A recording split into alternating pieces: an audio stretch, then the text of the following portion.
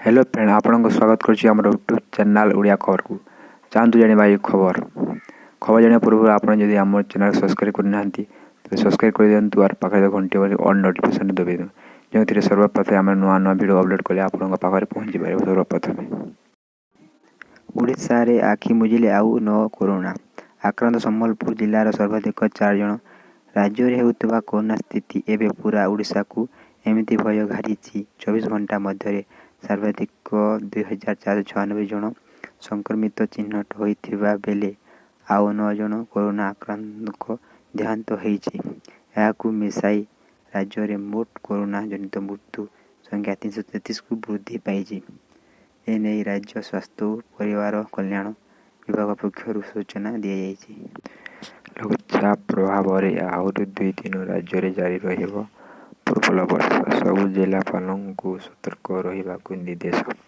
उत्तर पश्चिम बंगोपसागर रे सृष्टि होइछि लघुचाप जहा प्रभाव राज्य रे जारी रहिछि वर्षा। एमिति आहरी 2 दिन प्रबल वर्षिबो बोली पाणीपाग विभाग पक्षर सूचना दी जाइछि। राज्य रे समस्त जिले में वर्षा हेबो किछि स्थान रे प्रबल रु अति प्रबल वर्षिबो एथिपाई जिलापाल मानकु सतर्क रहिबाकु निर्देश दी जाइछि।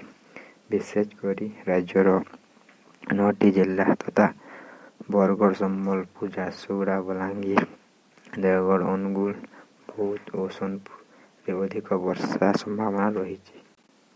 घरोई हॉस्पिटल पाई फी धार्य कले राज्य सरकार। कोरोना महामारी समय रे भाइरस रे आक्रांतंकु चिकित्सा लागी राज्य सरकार घरोई हॉस्पिटल पाई फ्री धार्य करिसंती। अतिरिक्त मुख्य शासन सचिव प्रदीप कुमार महापात्र राज्यर समस्त जिलापाल एवं सीडीएम को एक संक्रांत रे चिठी लिखिसंती।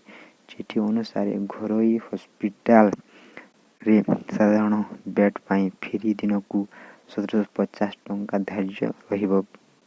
घरोई डाक्तरखाना माने कोविड रोगी को ठारू चिकित्सा लागी बहु टंका दाबी करिथिबा बेले नै राज्यर विभिन्न स्थान अभियोग आसिबा परे स्वास्थ्य विभाग एही पदक्षेप नैछंती। बालुका कला रे स्वाधीनता दिवस वार्ता। पुरी कला रे 74तम स्वाधीनता दिवस वार्ता पुरी बेलाभूमि रे सुंदर बालुका कला निर्माण करी देशवासी को शुभेच्छा जणाइछंती अंतर्जातीय बालुका शिल्पी सुदर्शन पट्टनायक।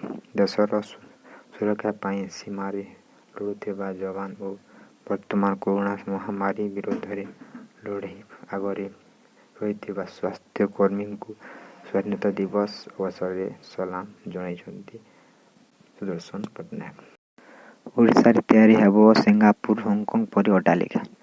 घर तैयारी लागी एबे सारा राज्य पाई गोटे नियम लागू हेबो। जेकोसी जिला बा शहर रे एकाकी नियम अनुसार घर निर्माण करा जिवो। ता सहित 2015 आईन रे थिबा नियम को अनेकांश रे कोहल रखिछंती राज्य सरकार जहाँकि बहुतल अट्टालिका निर्माण प्रस्तावित रहिबो।